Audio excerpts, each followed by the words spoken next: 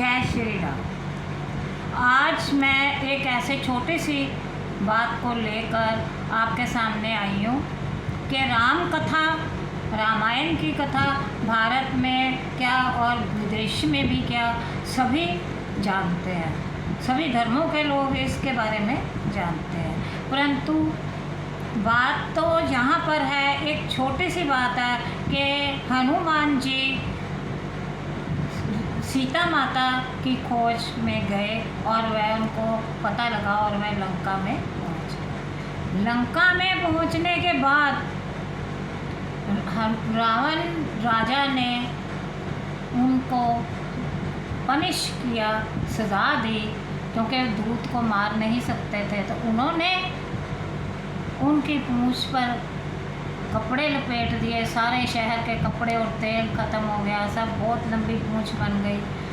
ये यहाँ तक तो कथा सबको समझ में आई। और इसके बाद उसको आग लगा दी गई और आग लगाकर हनुमान जी उड़ गए और उड़ने के बाद उन्होंने लंका को जला दिया। पर क्या कभी आप सब ने ये सोचा है या आपको ये पता है कि सोना तो कभी आग से जलता ही नहीं और लंका तो सोने की थी।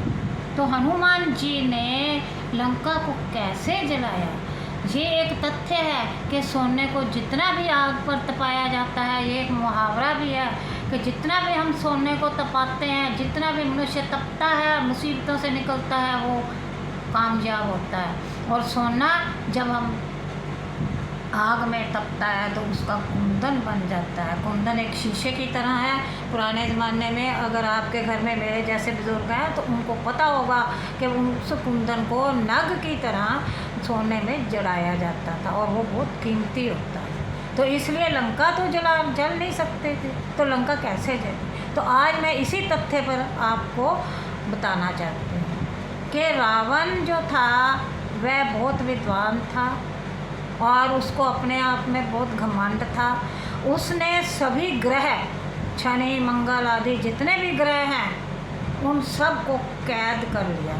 जब उसने सब ग्रहों को कैद कर लिया तो दुनिया का सिस्टम बिगड़ गया। देवता बहुत व्याकुल हो गए। सभी देवताओं ने मिलकर रावण से प्रार्थना की कि इनको छोड़ दो, जो सृष्टि का काम नहीं चल रहा। आप इतने विद्वान हैं और सृष्टि कैसे चलेगी? ब्रह्मा विष्णु महेश और सभी देवता बहुत चिंतित हो गए।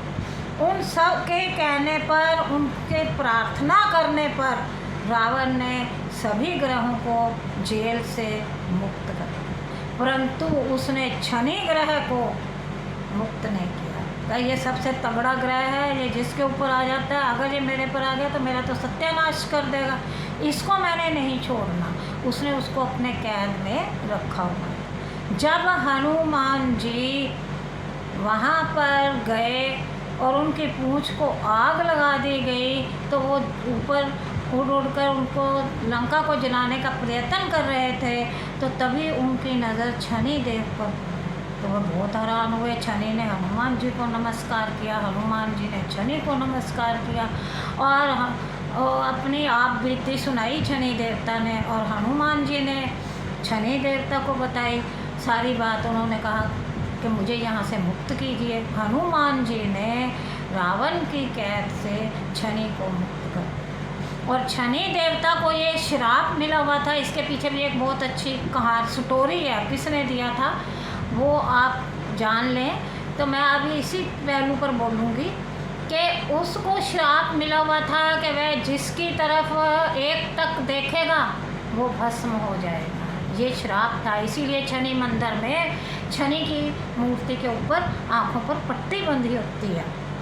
पर अब ये बात जब हनुमान जी को पता लगी तो शनि देव जी ने कहा कि आप मेरे आगे आगे चलो और अपनी पूंछ को घुमाते जाओ और मैं आपके पीछे जाऊंगा, और जहां आप पूंछ घुमाओगे वहीं पर मैं नज़र डालूंगा और वो जो है वो राख बन जाए।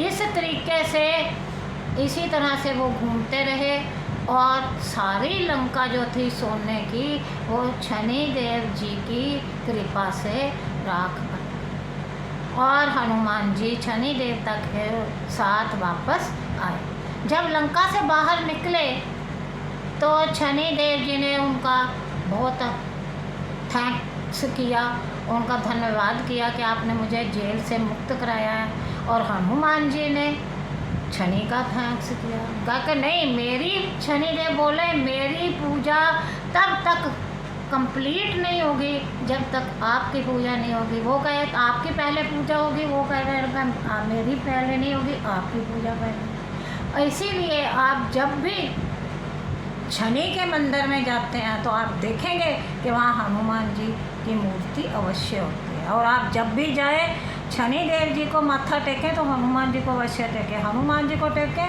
तो शनि देवता को। इसलिए ये इन दोनों की आपस में क्या हो गई, मित्रता हो गई, और दोनों के मेल से ही लंका जो थी वो राख बनी। अब आपको मेरा ये जो कथा आपको मैंने बताई है आपको ज़रूर पसंद आई होगी। आप दूसरों को भी बताएं, और मेरे YouTube चैनल उषा जोली किशोरियन टैलेंट को अगर आपने सब्सक्राइब नहीं किया तो अवश्य करें और कमेंट में मुझे बताएं।